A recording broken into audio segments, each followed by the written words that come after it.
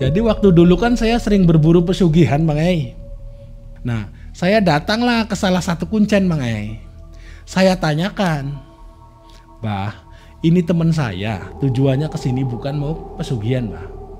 Teman saya itu ke sini itu tujuannya ingin mencari ilmu rawa rontek, Bah." Saya bilang begitu Bang Ai. Si abahnya ketawa. Hehehe. Parkir. Dia bahasanya parkir. Saya kasih goceng Bang Ai 5.000. Nah, dikasih 5.000 kok marah. Uangnya itu dikepel. Dilemparin ke muka saya. Makhluk tuh banyak yang masuk Bang Ai. Dari kera cuman ekornya panjang banget Bang Ai. Itu kayak kerbau Bang Ai atau banteng lah. Itu nabrak, klep. Nabrak masuk ke dalam tubuhnya Mas Kliwon itu. Nggak keciri lah kalau dia mantan preman gedean tuh itu Bang Ai. Nggak keciri. Terkenal suatu ajian sakti penuh misteri tentang satu ilmu yang tak tertandingi. Jiwa raga membara tak tunduk maut, tak gentar ombak, tak luka oleh senjata. Inilah ilmu kebatinan rawa rontek. Ajian kanuragan yang memberi keabadian. Kekuatan abadi tak ada tandingan ini dipelajari langsung oleh kerabat Mas John.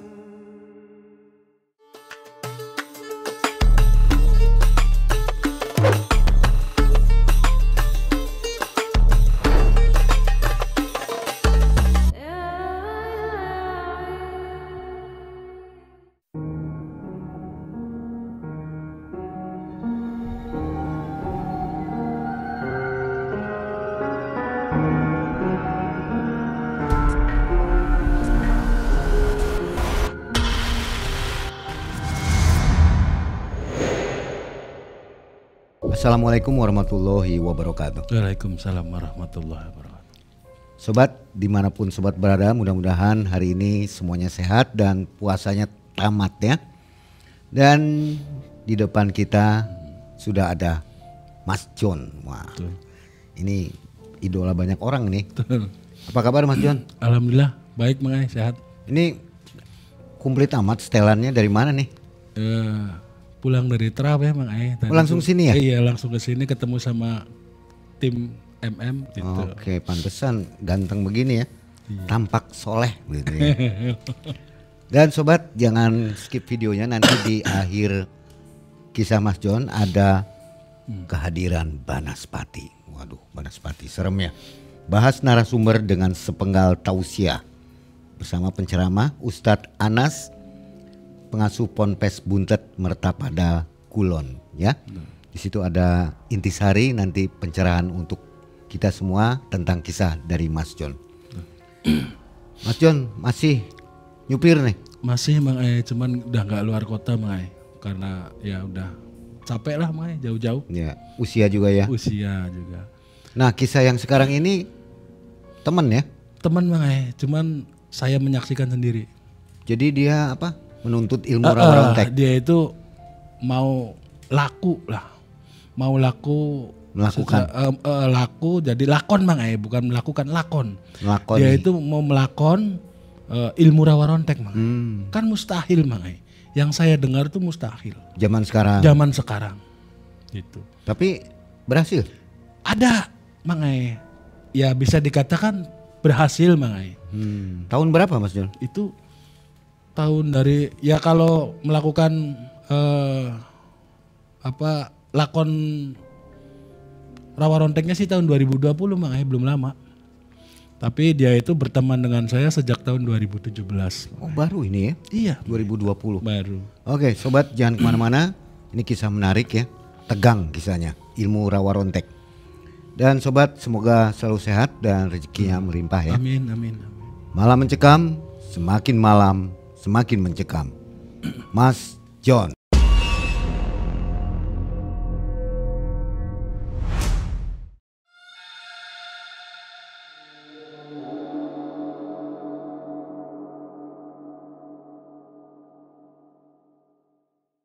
Jadi begini Mang ya, saya masih ada kisah dari teman saya.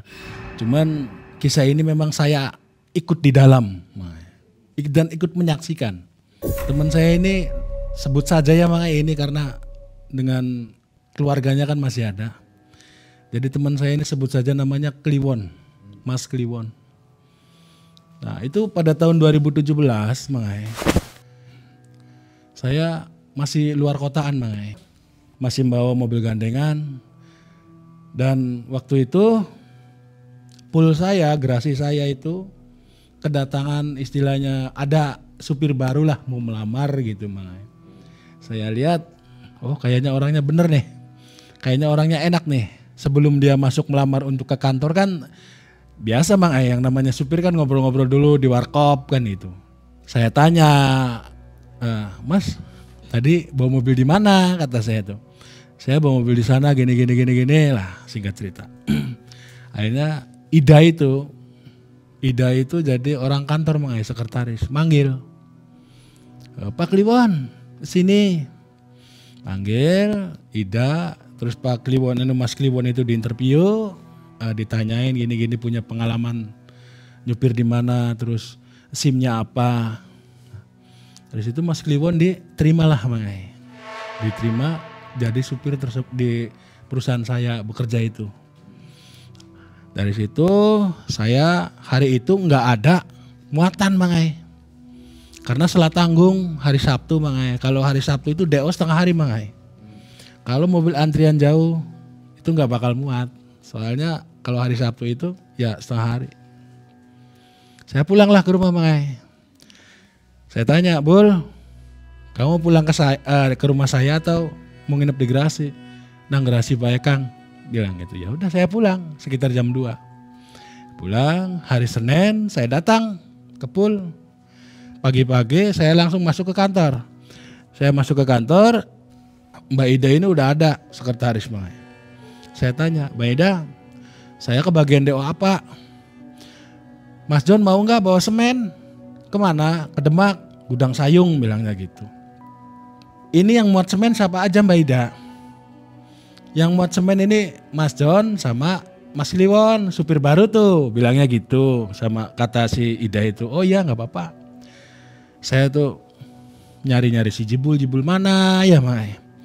Saya tanya ke warung kopi di depan, Mih, kalau si Jibul mana? Jibul belum ada keluarnya aja, mungkin tidur di mobil kata Mimi itu, kata tukang kopi itu. Lantas saya masuk, saya lihat naik ke kaca, oh iya ada. Saya bangunin, Bul bangun. Bangun, setelah Jibul bangun, Bul kontrol oli sama cek air radiator. Si Jibul kontrol oli, ngecek radiator, saya keluar warung bungkus. Setelah dibungkus, makan buat si Jibul, saya masuk lagi ke Gerasi. Mas Kliwon datang. Wis siap dah John?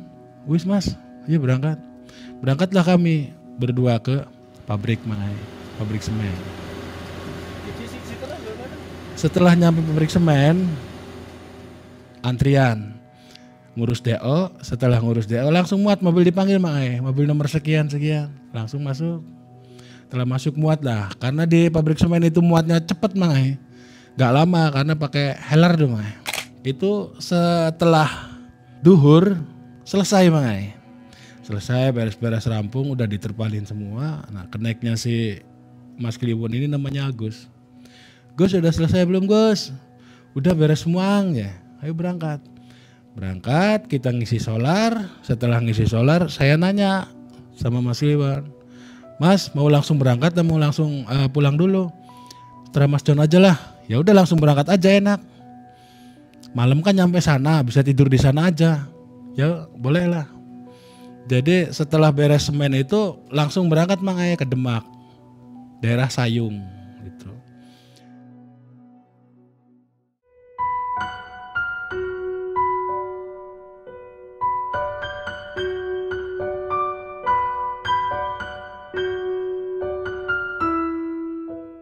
Alhamdulillah di situ nggak ada kendala apa-apa nggak ada ban kempes, nggak apa, mulus lah rahayu nyampe ke tempat bongkaran. Nah alhamdulillahnya lagi Dibongkarannya cepet mangai, karena ini bongkar gudang bukan bongkar toko, jadi bongkarnya itu pakai forklift mangai, langsung di stapel di palet, langsung sodok forklift masuk gudang, nggak pakai jadi nggak satu-satu diunjalin pakai orang nggak, ini bongkarnya bongkar todong. Itu alhamdulillah lagi jam 2 itu udah selesai mangai, mobil berdua, saya sama Mas Kliwon itu selesai, saya ngebel, Baida, saya udah kosong.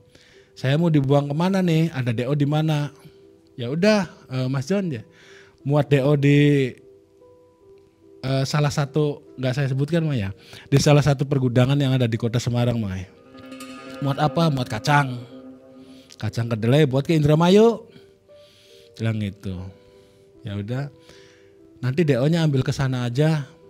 Langsung ke gudang, kata Mbak Ida itu.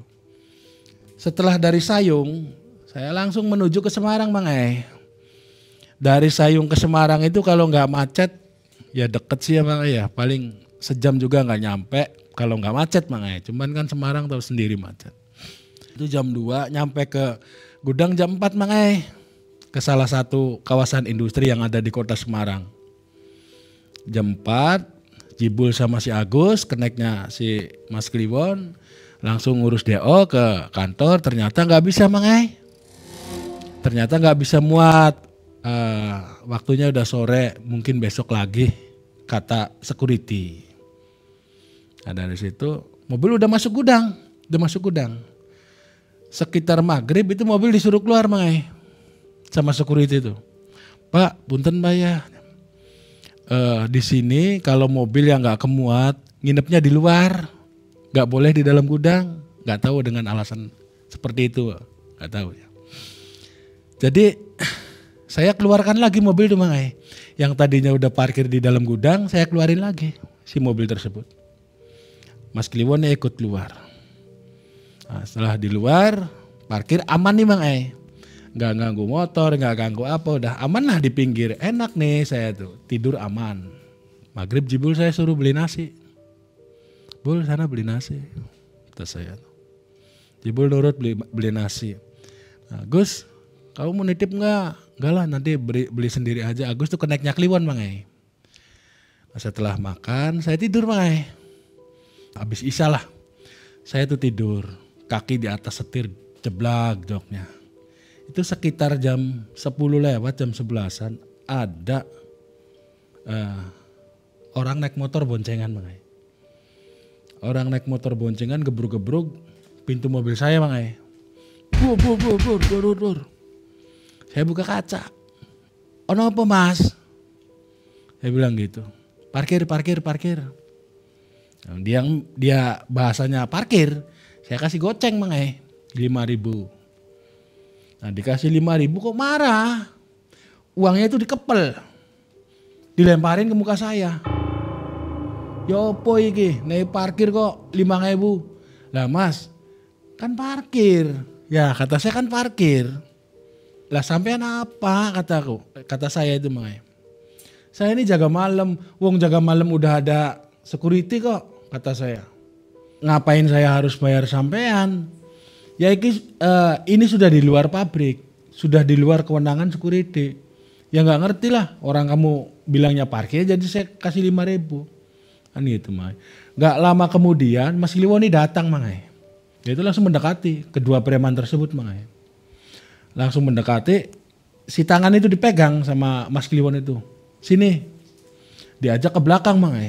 Nah, diajak ke belakang mobil itu di belakang bak truk itu, truk saya itu di situ terjadi perkelahian Bang.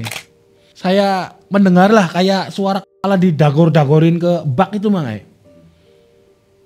Yang satunya itu naik, nggak turun Bang. Di motor itu Bang, nggak turun Bang.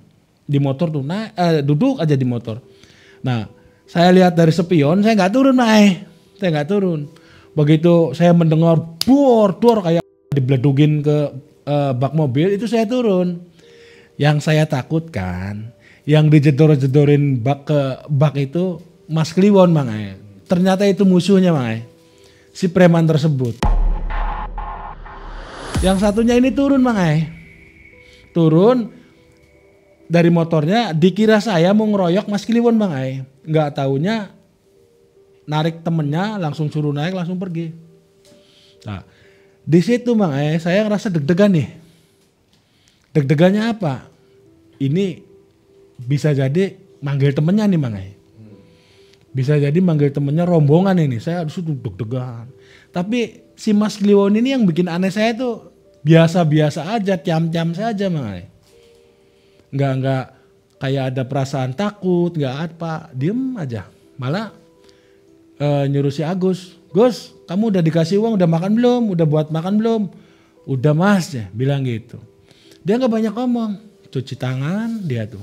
Ya memang tangannya sama karena hanya si preman tersebut lah, yang naik motor itu, yang minta uang parkiran itu. Dia cuci tangan, terus buka baju. Nggak lama kemudian dia masuk ke mobil tidur. Sekitar jam 2-an itu datang lagi Mang. 3 motor 6 orang. Yang digedor ya mobilnya Mas Kliwon itu. Gor. Itu Mas Kliwon gak banyak pikir, gak banyak omong, gak banyak apa. Langsung turun Mang. Saya melihat sendiri. Mas Kliwon dihajar pakai pipa ya Mang. Wah. Itu Mang. Itu dia pakai pipa itu kayak nggak terasa apa-apa. Padahal saya ngelihat bercucuran Mang. Cuma dia terus melawan. Saya minta tolong ke siapa Mang karena masih di depan gudang itu ya. Pak tolong itu Pak. Kawan saya dikeroyok. Nah, setelah saya lari ke Sapam keluar, Sapam itu berempat Mang. Dari pos depan dan pos belakang itu keluar semua. Setelah mendengar ada keributan keluar semua. Begitu keluar, Mas Kliwon ini kesini udah banyak Mang. Cuman Mas Kliwon itu pinter cara teknik tarungnya Mang. Dia atur, musuh dia juga atur. Cuman satu orang dia titir mau buat ya sama. Musuhnya gelocoran getih Mang. Waktu itu mereka berenam itu pergi Mang. Pergi. Setelah direrai sama security itu tetap ngancam-ngancam. Bisanya pergi itu security mau manggil aparat yang berwajib. Kalau nggak bisa diselesaikan saya panggil nih aparat yang berwajib. Gitu. Dari situ mereka berenam pergi. Mas Kliwon ini malah ngancam Mang. Panggil teman kamu lagi sebanyak-banyaknya, kata Mas Kliwon begitu. Ya saya ngedrop Mang. Saya ngedrop. Dalam artian ngedrop takut lah melihat kejadian seperti itu, takut Mang. Karena saya sih tujuannya ya usaha, saya sih kerja. Nggak mau saya istilahnya ribut-ribut di jalan gitu. Kalau dia kayak nggak ada takutnya. Nantangin Mas Kliwon, panggil lagi teman kamu. Nah, pas dia mungkin ya manggil pentolannya lah Mang, pentolan. Dalam artian yang nomor satunya lah pentolannya dipanggil. Itu Mang, setelah dipanggil pentolannya itu kawannya Mang. Kawan lamanya Mas Kliwon. Wah, di situ saya kaget, baru tahu Mang, saya di situ. Ternyata Mas Kliwon ini mantan Mang. Dalam artian mantan preman. Nah, di situ ngobrol-ngobrol. Terus mereka pulang, pagi lah Mang. Beres. Itu yang anehnya Mang. Yang bikin aneh saya lagi ya. Saya lupa tadi ngomong. Yang bikin aneh saya lagi Mang. Si Mas Kliwon ini bercacat mukanya. Itu begitu raup pakai air, usap pakai air, auranya beda lagi Mang. Kayak orang sehat lagi, kayak orang seger lagi.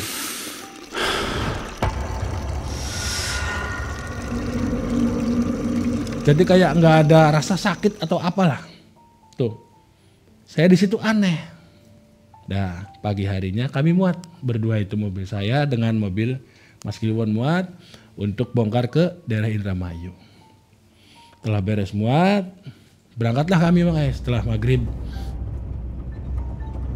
Mas Kliwon ngajak mampir Mang di salah satu warung remang-remang Mang di sekitaran Alas Roban lah, di wilayah Alas Roban. Di warung remang-remang Mas Kliwon masuk itu sekitar jam 10 malam, jam 10 jam 11 malam itu masuk Mas Kliwon. Jadi saya ikut Mang.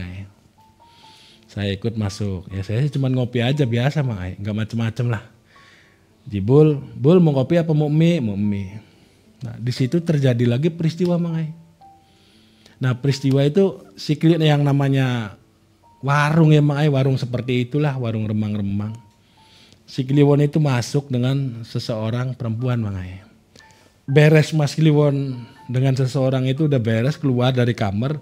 Nah ada salah satu pria, gendakannya si perempuan ini Mang Ai. Wah ngamuk ini Mang Ai. Ngamuk pria ini. Ngamuk macam-macam. Mas Kliwon diam aja Mang Ai. Mas Kliwon diam aja. Nah di situ terjadilah keributan lagi Mang Ai. Ngomong kasarnya itu yang namanya piring gelas itu udah di atas kepala semua.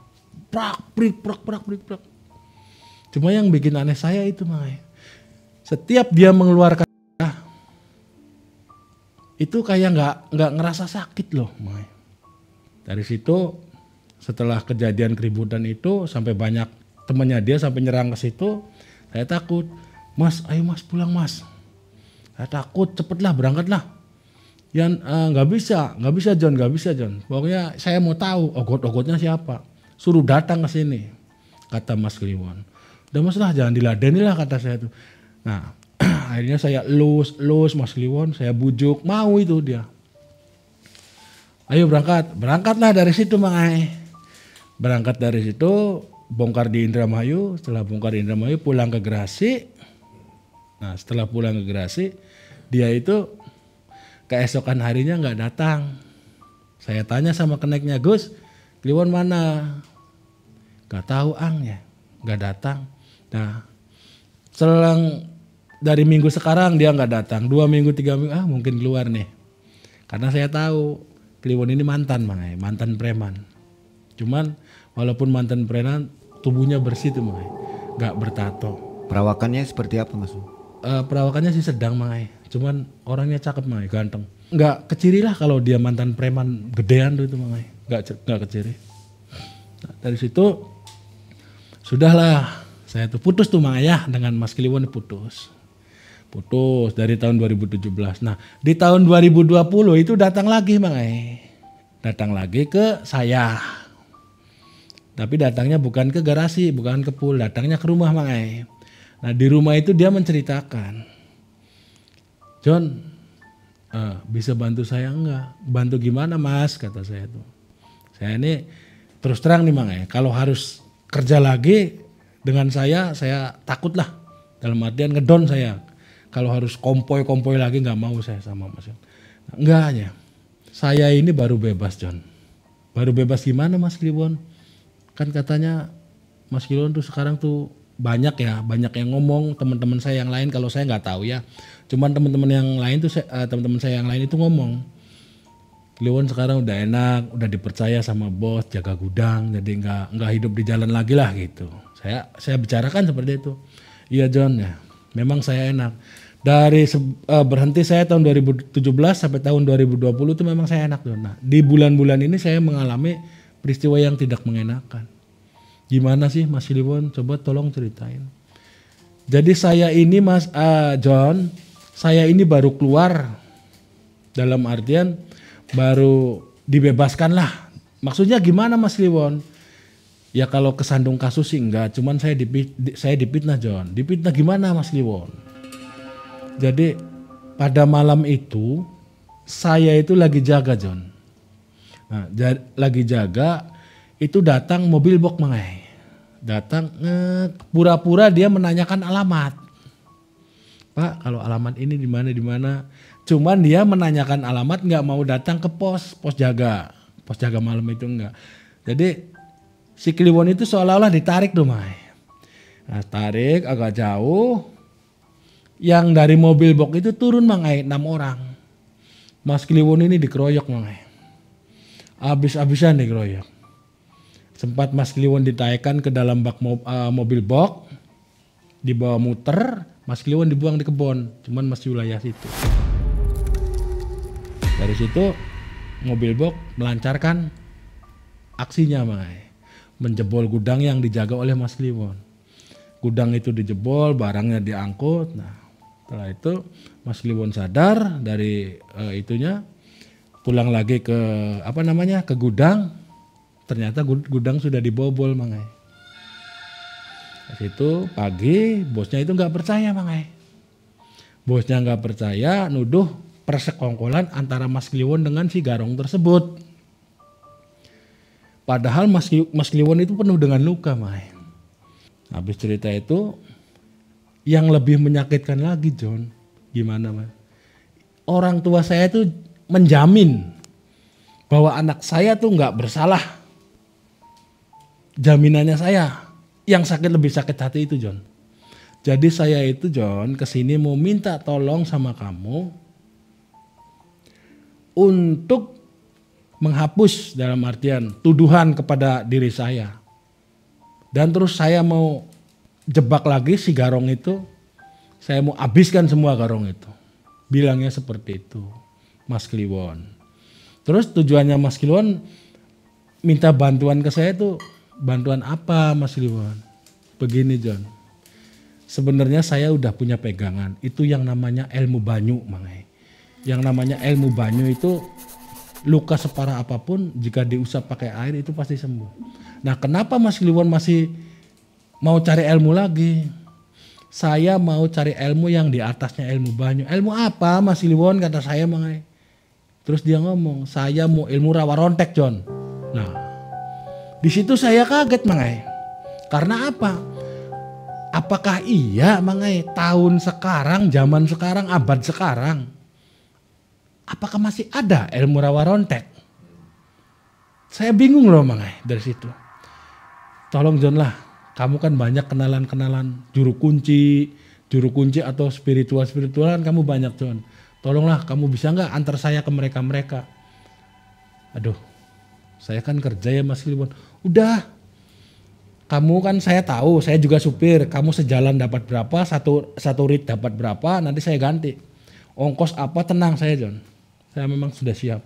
Sakit hati saya, terus fitnah yang ada dalam yang melanda diri saya mau bersihkan, saya membuktikan sama bos bahwa saya bukan pengkhianat, bahwa saya bukan pelaku, bahwa saya bukan kong kali kong dengan Garong.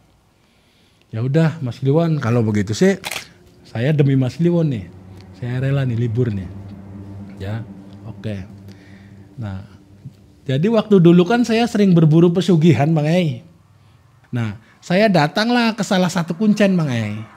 Saya tanyakan, Bah, ini teman saya, tujuannya ke sini bukan mau pesugihan, Bah.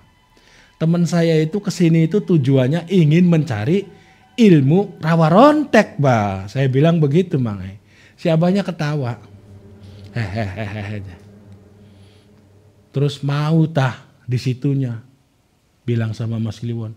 Ya mau, itu yang saya mau, Bah. Kata Mas, oh John, kamu pernah nggak datang ke sana ke Aki Cermai? Oh pernah. Ya udah ke Aki Cermai aja ngomong gitu John. Kalau Aki Cermai itu memang khususnya ilmu kadugalan Mangai. Jadi ilmu buat yang beringasan lah, buat kenakalan lah. Bener tak Bah, Aki Cermai bakalnya ngasih rawa rontek ke Mas Kliwon. Ngasih John, sok sana.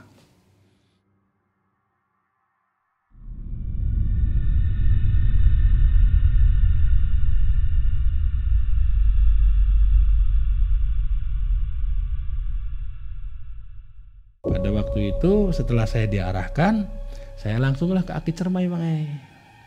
Setelah saya ke Aki Cermai, ngobrol di luar, setelah obrolan nyerempet ke masalah rawa rontek, dibawalah masuk Mangai. Saya berdua dengan saya dan Mas Kliwon masuk ngobrolnya jangan di sini. Begitu di dalam kamar, saya lihat tuh Mangai, kamar tuh penuh dengan keris Mangai. Senjata semua ada. Dari golok kondol, kujang, tombak, keris, wah macam-macam senjata itu ada Mangai. Dipajang di tembok itu bagus. Di situ mulai obrolan berdua. Si Aki Cermai ini tahu Mangai bahwa si Kliwon ini sudah memiliki pegangan. Pegangannya juga arah tujuannya juga sama, yaitu untuk kedugalan. Ditanya, kamu punya pegangan ilmu banyu ya Won? Ya, bilangnya gitu. Oh iya Ki, saya punya pegangan ilmu banyu. Ya udah, kamu ini nggak bakal kuat kalau ditumpang dengan rawa rontek. Terus saya gimana? Lepaskan dulu ilmu banyunya. Ya terserah Aki, saya ikhlas. Setelah bilang begitu, ritual pelepasan ilmu banyu nih Mang Ai. Si Aki ngambil kotak ya, peti. Ambil peti. Itu isinya keris Mang Ai. Tapi kerisnya jelek-jelek Mang Ai. Beda dengan keris yang dipajang. Yang dipajang bagus-bagus. Nah, keris yang di peti itu kerisnya jelek-jelek. Nggak ada werangkanya, terus udah ya jelek-jelek lah. Yang ini mungkin nggak itu ya, salah. Ada yang kayak gunungan wayang, ada yang kayak godong jati kerisnya itu. Ada salah satu keris looknya 5 Mang Ai. Looknya tuh 5. Panjangnya segini, itu disebutnya keris Pandawa Cinarita Mang Ai. Dari situ, sok Won, kamu duduk di depan saya. Kliwon itu sila Mang Ai. Kliwon sila. Si Aki Cermai itu berdiri Mang Ai. Berdiri, si Kliwon ini ubun-ubunnya itu Mang Ai, ubun-ubunnya itu dicup dengan keris itu. Jadi si keris ditempelkan di ubun-ubunnya Mas Kliwon, itu teriak Mang Ai. Teriak, wah panas bilangnya gitu. Panas lama, itu sempat gerem-gerem itu Mas Kliwon, sempat gerem-gerem. Mungkin prosesi pelepasan itu ya Mang Ai, antara si kodam tersebut ingin melepaskan diri dari tubuhnya Mas Kliwon itu. Panas. Gak lama kemudian Mas Kliwon ini lemas Mang Ai. Nah kata Mas Kliwon, setelah saya lemas itu seolah-olah kayak kepala ini yang tadinya panas, seolah-olah kayak disiram dengan air es Mang Ai. Dingin nyes sampai menyentuh tulang.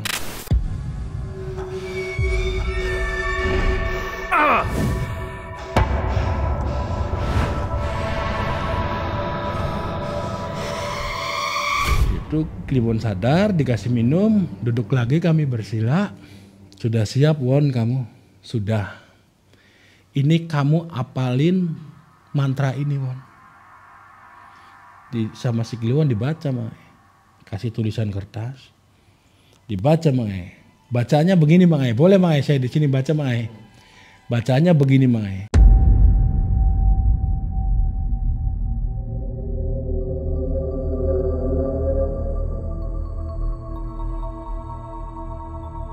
Sedulur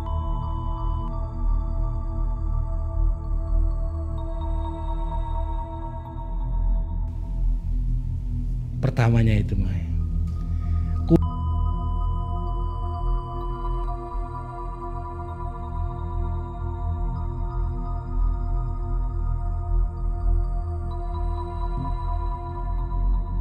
Itu mantranya Mang Ai. Apal ya Mas Jon ya? Karena saya melihat, terus saya nggak sekali atau 2 kali mendengarnya Mang Ai. Karena kalau Mas Kliwon membaca, saya selalu ada di situ Mang Ai. Jadi saya tahu bacaannya ya seperti itu. Gitu. Tapi ya kalau tidak ada pembimbing jangan macam-macam gitu Mang Ai. Kayak saya aja hanya sekedar tahu Mang Ai. Kalau menjalankan saya nggak berani. Karena sudah ada contohnya Mang Ai. Nah setelah itu lanjut nih cerita Maya. Mas Kliwon ini nanya, Aki, kan rawa rontek itu nggak bisa mati, kata si Kliwon itu. Bumi itu nggak menerima, kata Mas Kliwon. Iya, bumi itu nggak menerima pelaku ilmu rawa rontek itu, bumi itu nggak menerima. Makanya disebut rawa rontek. Rawa itu air tanah yang basah, rontek itu penolakan. Jadi intinya tanah itu menolak, bumi itu menolak. Nah, untuk mengakali itu, Mang Ai, supaya buminya itu mau menerima Mas Kliwon, itu ada lagi metodenya Mang Ai. Dengan metode kidung Mang Ai. Jadi si bumi ini disayang-sayang, diasih-asih lah gitu. Jadi supaya bumi itu mau menerima saya yang melakukan ilmu rawa rontek Mang Ai. Singkat cerita, dikasihlah doa itu, terus dikasih tata cara untuk melakukan prosesi ritual itu Mang Ai. laku tapa itu. Nah, laku tapa itu yang pertama itu di alam air, mangai. Laku tapa di alam air yang disebut tapa kumkum, mangai. Nah, setelah di alam air itu di alam atas, mangai. Tapa yang di alam atas itu tapa di atas udara, mangai. Artinya tidak menyentuh bumi, yang disebut tapa kalong, mangai. Nah, yang ketiga itu tapa di darat, mangai. Tapa di darat itu yang disebut tapa pendem, mangai. Karena dia dikubur. Jadi dia itu bertapa di 3 alam. Per alam itu 11 hari, mangai. Di air 11, di bumi 11, di atas 11. Nah, setelah 11 ini 33 hari ini selesai, dia itu harus puasa 3 tahun, mangai. 3 tahun itu puasa biasa. Puasa biasanya. Puasa biasanya. Buka maghrib gitu. Buka maghrib itu selama 3 tahun. Itu untuk penyempurnaan, mangai. Penyepuhannya itu yang 3 tahun. Meskipun Ramadan sikat terus. Sikat terus. Itu kan puasa beda, mangai. Dengan ajaran agama kan beda. Itu puasa lakon ya. Lakon tirakat. Singkat cerita, setelah Aki Cermai membeberkan semua tata cara laku tapa itu, saya pulang dari situ. Mulailah hari Rabu, John, malam nanti saya mau ritual, tolong temenin saya. Oh, saya temenin, kamu tak bayar sama saya, kata Mas Kliwonto. Saya dibayar, mangai, sama Mas Kliwonto. Pada hari pertama dia laku tapa, rendem ya, mangai, kumkum yang segini, mangai. Jadi dia itu kumkum di kedung, mangai. Kedung tuh apa ya? Kalau orang Sunda bilang lui, mangai. Kumkum di kedung di sungai yang dalamnya segini, mangai. Itu dia kelihatan kepalanya aja, mangai. Pada malam pertama itu lolos, mangai. Nggak ada gangguan, nggak ada apa. Lolos itu malam pertama. Nah, di situ pulanglah. Bahkan saya mau melakukan ritual tapa laku, mangai. Itu kalau di jalan papagan sama orang itu gagal, harus kembali lagi. Jadi bener-bener dirahasiakan, mangai. Nah, keesokan harinya setelah maghrib ke situ. Jadi nyemplung itu setelah maghrib, mangai, sampai jam 4 pagi. Hari kedua nggak ada apa-apa. Nah, hari yang ketiga tuh, mangai. Di hari yang ketiga dia tuh kayak orang diikat lah gitu, mangai, gedebegan gitu dalam air tuh. Saya lihat sih gedebegan gitu. Karena memang nggak terlihat, mangai, malamnya, cuman dari percikan airnya tuh, mangai, keluar rapyak airnya. Wah, ini dia sedang bergerak. Yang biasanya air tenang gitu, dia ini sedang bergerak. Itu kan nggak boleh diketahui orang ya. Iya. Tapi Mas John bisa ngintip. Boleh. Kenapa? Karena saya menjaga, mangai. Itu saya ditugaskan langsung sama Aki Cermai. Oh, saya ditugaskan langsung. jadi boleh ya? Iya, ditugaskan langsung untuk mendampingi Mas Kliwon melakukan laku tapa. Itu, mangai. Akhirnya nutuplah, mangai. Nutup sampai pagi. Saya tanya, Mas, kok ini malam yang ketiga Mas Kliwon gerak-gerak terus sih? Emang ada yang narik dari bawah? Kata saya gitu, mangai. Enggak, John. Cek tuh buaya. Hah? Buaya? Oh, sungai itu nggak ada buayanya, kata saya tuh. Aman. Kalau ular kecil-kecil sih memang banyak. Enggak, John. Ada buaya. Cuman si buaya itu mengeluarkan aura merah, mangai. Itu mau mencaplok dia. Tapi dia pasrah, mangai. Karena dia ingat waktu Aki ngomong kalau sesuatu terjadi pasrah kamu. Mau dimakan, mau di apa, pasrah. Dia ingat omongannya si Aki.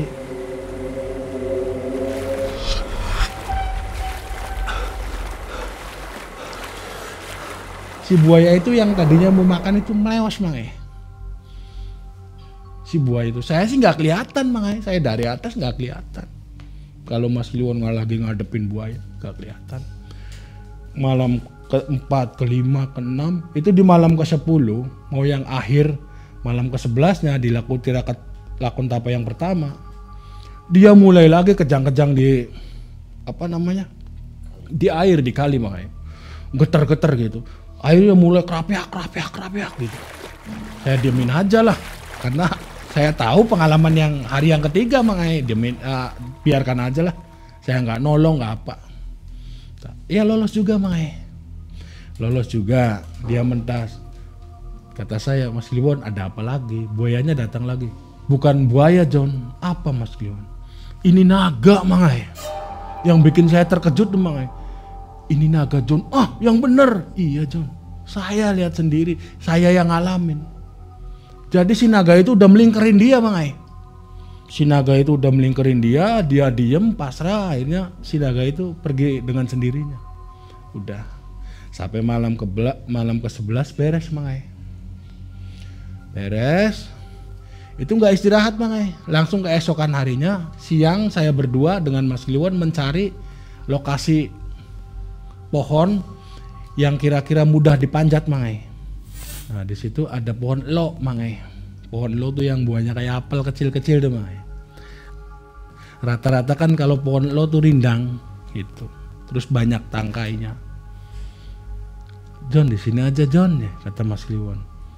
Di sini jarang kan yang lewat kan, ya mana ada Mas, kata saya yang lewat orang ini di kebon jauh dari rumah, dari permukiman ke kebon itu ke pohon yang mau dipakai tempat ritual itu sekitar 200 meteran, 300 meter, pohon besar-besar, banyak pohon bambu, nggak mungkin orang lewat ke sini, di sini terus, di sini juga kan nggak ada jalan Mas, saya bilang gitu. Ya udah, dicoba sama Mas Kliwon.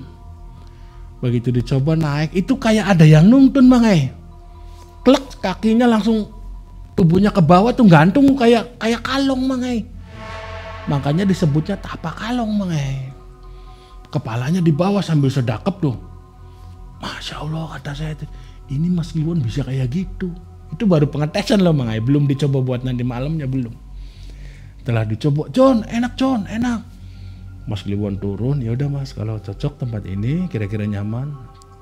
Ya kamu yang tahu John, ini nyaman enggak? Kira-kira ada yang lewat enggak? Gak ada Mas. Ya udah siap.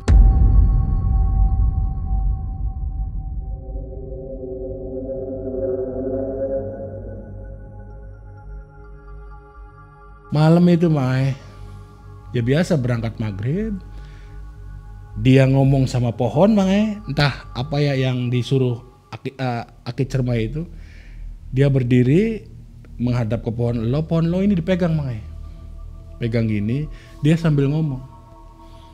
Gak lama kemudian langsung dia manjat, liatin dari bawah, langsung celek kakinya langsung plek gitu, langsung gini terus Mai. Di malam pertama itu yang banyak yang datang itu makhluk tuh kayak kunang-kunang mangai, pelik kecil-kecil tuh. Itu makin lama makin mendekat ke tubuhnya Mas Kliwon. Jadilah satu, masuklah. Dalam artian si kunang-kunang tersebut masuk mangai, masuk. Datang lagi masuk. Itu nggak ada makhluk yang menyeramkan atau nggak ada makhluk yang aneh-aneh. Malam ke-1, malam ke-2, malam ke-3 biasa-biasa aja. Itu pas di malam ke-7 itu Mai, saya kan selalu ngitung terus ya. Di malam yang ke-7 itu saya aneh Mai. Ada kayak meteor Mai dari atas tuh, celep, masuknya ke tubuhnya si Mas Kliwon itu. Tapi Mas Kliwon itu nggak teriak nggak apa Mai. Gue, waduh, enggak, diem. Saya menyaksikan sendiri. Kayak meteor tuh, celep beberapa kali.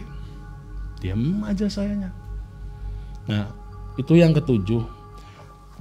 Malam yang ke-9 itu makhluk tuh banyak yang masuk Mangai. Dari kera cuman ekornya panjang banget Mangai. Jelep masuk. Nah terus yang bikin aneh saya lagi yang terakhir, itu kayak kerbau Mangai atau banteng lah. Di atas itu lari, nggak di bawah, di atas itu lari. Itu nabrak, jelep. Nabrak Mangai.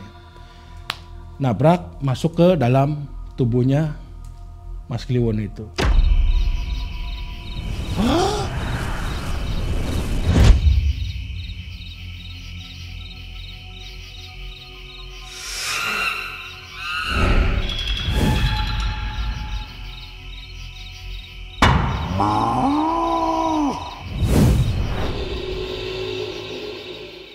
Sampai hari ke-11, setelah hari ke-11 lulus juga nih Mangai. Lulus juga. Tapangalong nih. Saya tanya, Won kamu ditabrak sama ketek, ditabrak sama kerbau, nggak kerasa aja, saya nggak tahu. Anehnya tuh dia tuh nggak ngelihat, saya yang ngelihat. Nah dari situ Mas Kliwon dinyatakan lulus dalam 2 kali ujian, itu langsung dites langsung dites sama gurunya coba Won dites, itu ditesnya jempol jempol itu krek, setelah jempolnya trap lagi trap, si jempol tersebut trap lagi, cuman ini belum bisa jauh. Dalam artian kalau jauh nggak mungkin kembali lagi karena belum sempurna Kalau udah masuk sih masuk udah. Cuman kalau misalkan jarak 10 meter atau sampai 20 meter dipisahkan itu nggak bakal mungkin kembali karena belum sempurna. Ini begitu dipotong kes baru set sedikit trap lagi. Ada ada kamu kalau 1 kali lagi ini ritual laku tapa kamu ini lulus, udah enteng kesananya, ringan kesana. Nah, situ saya dibawa sama Mas Kliwon ke belakang rumah kayak kebon. Setelah dibawa ke halaman belakang, itu saya lihat kayak safety tank ya kedalaman segini lah sekitar semeter lebih lah, 1,5 meter. Itu nanti kamu di sini 11 hari. Bilangnya gitu si Aki Cermai itu. Oh ya siap. Jadi pas keesokan harinya saya ke rumahnya Aki Cermai. Pas maghrib Aki Cermai itu sebelum Mas Kliwon turun, Aki Cermai itu udah berdoa doa apalah gitu kayak ngadepin kuburan kosong. Setelah Aki Cermai beres doa, masuklah Mas Kliwon. Setelah Mas Kliwon masuk, anaknya dipanggil, suruh nyaksiin, istrinya suruh nyaksiin, maksudnya bukan istrinya Mas Kliwon, bukan anaknya Mas Kliwon, anaknya si Aki Cermai sama istrinya tuh nyaksiin. Terus anaknya disuruh ngambil papan ambil papan atasnya dikasih papan, dikasih paralon kecil, terus durug rata dimasukkanlah tali. Jadi setiap kalau tali ditarik, ada lagi narik berarti masih hidup. Kalau tali ditarik talinya, terus nggak narik lagi, nih Kliwon. Oke. Terus Aki ngomong, Won, nanti saya narik tali setiap pagi, siap Ki. Kliwon masuk, pendem rata, dah. Itu saya nggak tahu ceritanya karena nggak setiap hari ketemu. Kliwon ini dipendam ini 11 hari nggak makan, nggak minum. Jadi setiap pagi saya nemenin Aki, tarik, set, si tali itu tarik lagi Oh, alhamdulillah masih ada udah. Terus begitu terus. Pada hari ke-10 malam ke-11 pagi harinya saya tarik seret, tarik lagi sama dia, seret. Oh masih hidup. Hasil nih anak nih bakalnya kuat nih ngelakonin ilmu rawalan karena udah 10 hari dipendam di tapa pendem itu karena udah 10 hari, tinggal celek 1 malam lagi udah 11 hari dia angkat gitu. Saya kan di Aki Cermai di dalam nungguin. Itu sekitar jam 10 mau ke jam 11, jam 10 lewat si Aki ngedenger buar kayak papan ditonjok. Si Aki dengar kayak papan ditonjok, si Aki langsung, John belakang. Saya ke belakang, saya Aki dengan anaknya Aki, saya ke belakang. Saya melihat Mas Kliwon udah tergeletak nggak kuat, cuman dia masih bernapas. Dia udah ngejebol papan, udah ngejebol ketep, cuman dia masih napas, nggak kuat, bilangnya gitu. Saya turun di bawah, nah anaknya si Aki yang dari atas, saya bopong dari bawah, anaknya Aki narik dari atas.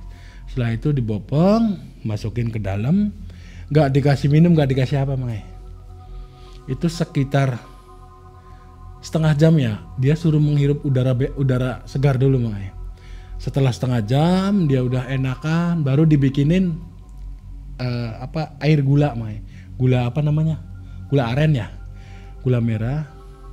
Sedikit demi sedikit masuk. udah mulai kicep, matanya udah gini bisa.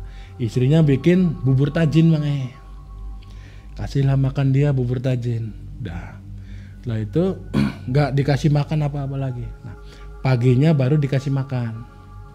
Nggak ada yang nanya, kamu kenapa bisa gagal belum? Karena belum bener-bener pulih ya. Nah setelah 2 hari itu baru dia badannya agak normal lagi Mang. Mulai kelihatan darahnya lagi lah. Dari situ mulailah tanya Mang. Aki yang nanya, saya nggak berani nanya Mang. Aki yang nanya, saya jadi saksinya Mang. Won, terus terang, kamu itu bisa nggak kuatnya gimana? Begini Ki ceritanya. Ketika saya baru ditanam, itu selang beberapa waktu, ya mungkin waktunya agak lama lah, karena saya nggak tahu bulan dan matahari, nggak tahu ya karena saya dipendam. Itu pertama kala jengking Mang. Kala jengking, sini, ngantup dia tuh, tapi nggak kerasa sakit. Sesudah kala jengking, itu dia melihat siksa kubur Mang. Gambarannya siksa kubur seperti itu. Ya kayak orang disiksa, orang di apa, dia tuh melihat gambarannya. Saya mendengarkan sendiri. Terus ada lagi, dia tuh ada air, kata dia tuh keceprek air ya. Sampai ke sini, sampai ke sini, sampai ke sini, sampai ke sini. Sampai menutupi hidung kok saya bisa napas. Sedangkan ini air, dipegang air, basah loh Mang. Cuman saya itu bisa napas sampai memenuhi Mang. Memenuhi sampai lewat kepala, tapi yang bikin aneh kata dia, saya itu bisa napas. Saya nggak takut lah.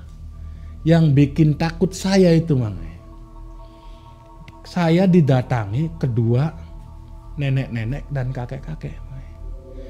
Yang kakek-kakek itu membawa golok panjang Mang. Nah, yang nenek-nenek itu membawa irig Mang.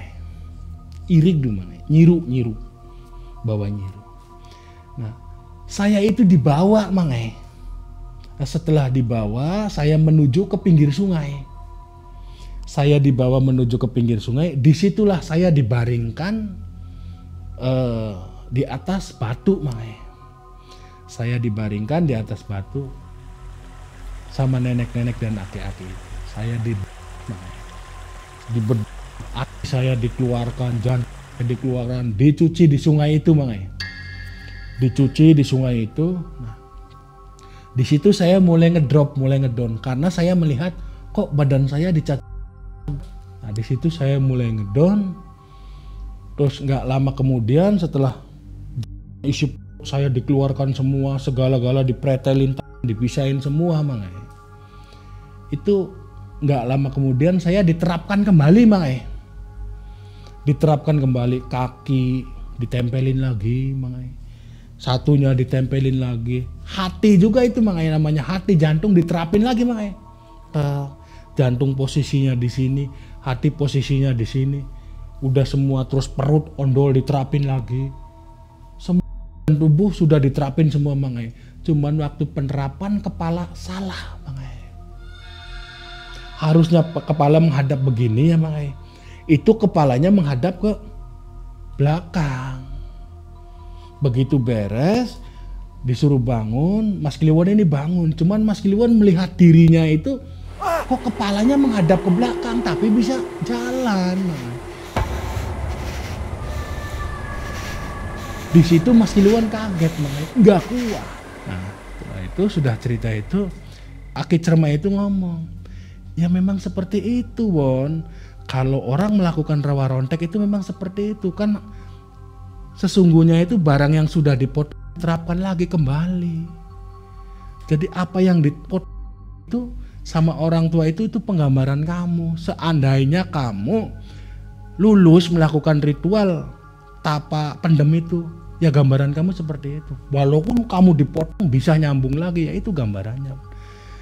Cuman yang bikin kamu gagal itu kepalanya nggak pas. Kalau kepalanya pas menghadap ke depan, wah itu Kliwon jadi orang hebat itu Mang. Jadi orang sakti di zaman sekarang. Pas waktu itu kepalanya itu nggak pas. Setelah itu beres, si Kliwon seminggu di rumah Aki Cermai, udah siuman, pulang lama. Pulang nggak lama kemudian blank Mang. karena ilmu tersebut. Setelah beberapa hari blank, istrinya tuh datang ke rumah saya. Maaf punten ya, ini rumahnya Mas John. Iya. Ada apa ya Bu? Saya istrinya Kliwon. Saya tuh tahu kesini dari teman-temannya Mas John yang di Grasi. Ya kenapa sih Bu? Itu kok suami saya jadi gitu sih. Maksudnya gimana Bu? Kok suami saya jadi gila? Bilangnya gitu. Masa Bu? Coba aja Mas John ke rumah saya. Saya ke rumahnya Mang Ai. Masya Allah, innalillahi Mang Ai. Udah nggak pakai baju Mang Ai. Udah tapi dia masih kenal sama saya Mang Ai. Johnnya bilang gitu. Aduh, saya nggak jawab Mang Ai, cuman saya sedih Mang Ai, saya sedih. Won, kamu tuh segitu tampannya, segitu jegernya lah, saya bilang. Serakah ini. Nah, istrinya nanya, Mas John sebenarnya gurunya di mana? Ya udah Bu, gampang. Saya antar. Itu kurang lebih ya Mang Ai, 2 bulanan lah. Saya kembali lagi ke rumahnya Aki Cermai.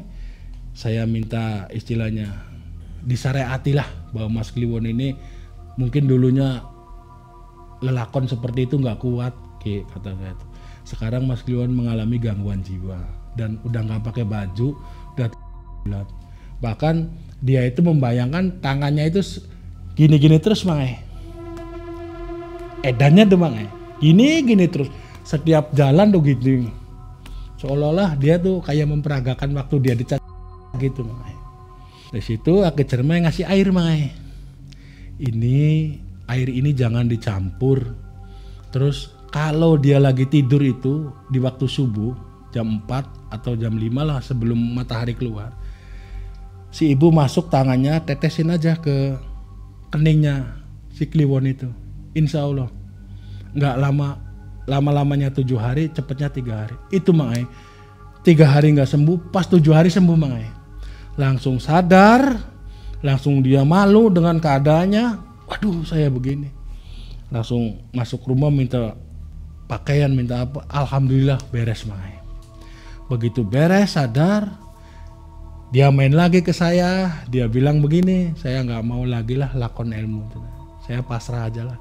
Walaupun saya ingin membuktikan bahwa saya tidak ada sekongkol dengan Garung, nggak apa-apa lah. Yang penting saya nggak mengalami persekongkolan itu. Nah dari situ hidup normal, dia kerja, tapi nggak di mobil ya Mang Ai. Nggak di mobil, kerja serabutan. Akhirnya beberapa bulan kemudian istrinya datang lagi. Mas John, Mas Kliwon ada di rumah sakit. Kok di rumah sakit? Sakit apa? Kata saya itu. Mas Kliwon sakit diabetes, kencing manis, dan katanya mau dioperasi kakinya Mang Ai. Nah itu saya kesana memang udah parah Mang Ai. Badannya aja udah kurus kering lah. Terus kakinya rok, bilangnya mau diamputasi karena diabetes. Dan sebelum diamputasi dia itu udah meninggal duluan Mang Ai. Waktu dikuburin itu, waktu meninggal ada kejadian apa? Nggak ada Mang Ai.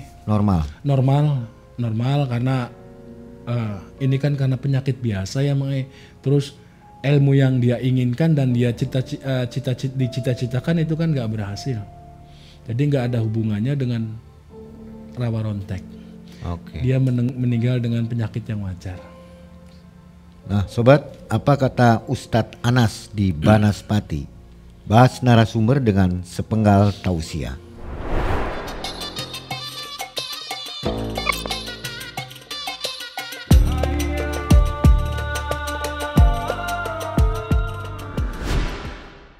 Assalamualaikum warahmatullahi wabarakatuh.